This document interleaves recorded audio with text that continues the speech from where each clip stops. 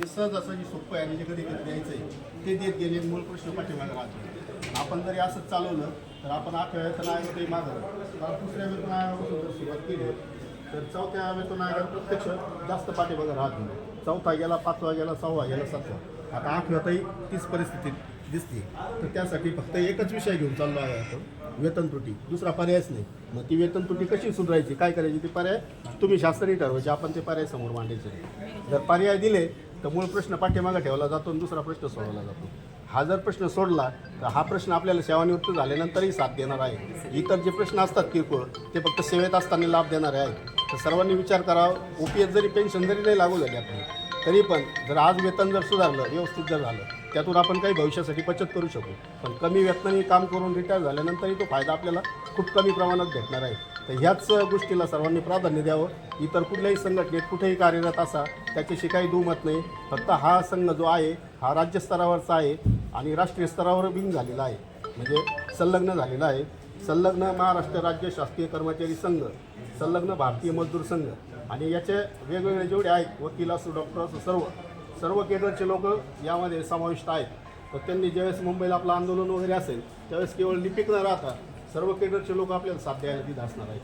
त्यामुळे ह्या दृष्टिकोनातून आणि जिल्ह्यातल्या प्रत्येक जिल्ह्यामध्ये आपलं कार्यालय आहे, म्हणजे ऑलरेडी त्यांचं होतंच, तर आपण त्यांना आता संलग्न झाल्यामुळे ते कार्यालय आपल्या नगरला लाल टाकीजवळ आपलं कार्यालय आहे. असं प्रत्येक जिल्ह्यांमध्ये मध्यवर्ती ठिकाणी कार्यालय आहेत. तिथं मिटिंगा होत्या, त्या मिटिंगला आता सचिव वगैरे आम्ही जातो सध्या, पण नंतर ज्यावेळेस मिटिंग वगैरे होईल आपली तर त्यावेळेस त्या कार्यालयात आपण घेऊ शकू. आपल्या हक्काचा तो एक मंच तयार झालेला आहे. त्यासाठी सर्वांनी या टीमला सहकार्य करावं अशी मी सर्वांना विनंती करतो. मेन मुद्दा कसा आहे, जे आता सध्या आता शिक्षण विभागाचा विचार, मी शिक्षणमध्येच होतो. शिक्षणमध्ये तुम्ही जेवढं काम करता सर, या कामाच्या मोबदल्यात तुम्हाला पेमेंट आहे का? तर हाच मुद्दा आपण धरलेला आहे. फक्त तेवढीच एक आपली मागणी आहे. आता काल आपल्याला आता थोड्या वेळाने ना शिवसाहेबांना पण निवेदन द्यायचं, त्यांनी आपल्या संघटनेला वेळ दिलेला आहे. तर आपली जी वेतन त्रुटी झालेली आहे त्याच्यामुळे आपली पेमेंट सध्या कमी आहे. म्हणजे आपण जे काम करतो त्याच्या मोबदला आपल्याला फार कमी पेमेंट आहे. तर तीच मागणी आपण तिथं मांडत आहे. तर आपण जो जिल्ह्याचा आपण जिल्हा कार्यकारिणी केलेली, शिंदे मॅडम उपाध्यक्ष आहे, तर सगळ्यांनी साथ द्या आणि हा आपला विषय आपण मार्गी लावून टाकू. 43 कर्मचारी युनियन असेल ती आपल्याबरोबर आहे, केवळ जिल्ह्यातली नाही तर पूर्ण राज्यातही आपल्या संपर्कात येत आहे.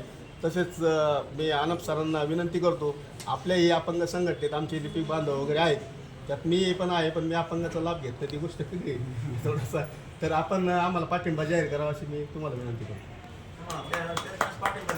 दिला पण आज सर्वांसमोर जाहीर पाठिंबा द्यावा असं चालेल. धन्यवाद सर्वांनी टीमच्या पाठिंबा. धडपडीचं व्यक्तिमत्व आहे. त्यांची आई मी स्टाफ मेंबर आहे. आईच्या जागेवर ती अनुकंपा घाली लागलेली आणि अनुकंपाचं सुद्धा त्यांनी लढा उभारल्यामुळं अनेकांना नोकरी मिळाली आहे. ती असं तुम्हाला सगळ्यांना माहिती. एक प्रामाणिक व्यक्तिमत्व आहे आणि संघर्षशील आहे आणि सगळ्याच राजकीय पक्षांचा त्यांना चांगल्या प्रकारचा पाठिंबा आहे. त्यांच्याबरोबर वाघमारे साहेब आहेत, त्यांचंही काम आपल्या सगळ्यांनाच माहिती. त्यांचं काम चांगलं आहे. आमच्या शुभेच्छा तुम्हाला नेहमीच आहे, आमचा पाठिंबाही तुम्हाला आहे. आमचे जे केडर अपंग तुमच्या केडरमध्ये जात आहेत त्यांचे प्रश्न त्या ठिकाणी पुन्हा आपण एकत्रितपणे पुढे नेऊ. आता सध्या आम्ही जो प्रदीर्घ कालावधीपासून जो प्रश्न आहे त्याला प्राधान्य देऊन करत आहे.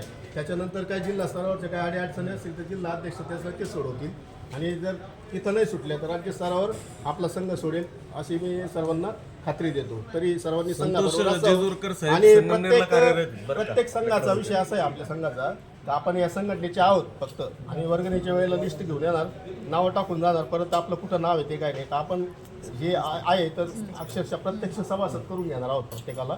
आपण आता ते कार्ड पण सुरू केलेलं आहे आणि आपला यूट्यूब चॅनलही चालू केलेला आहे.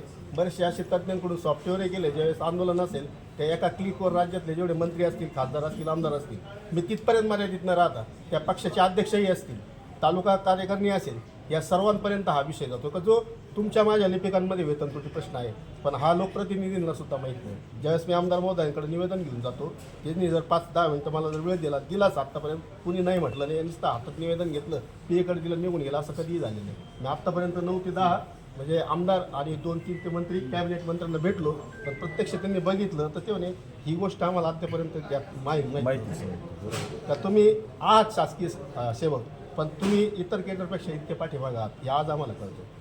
म्हणजे हा विषय तिथपर्यंत पोहोचवण्याचं हे एक कारण आहे.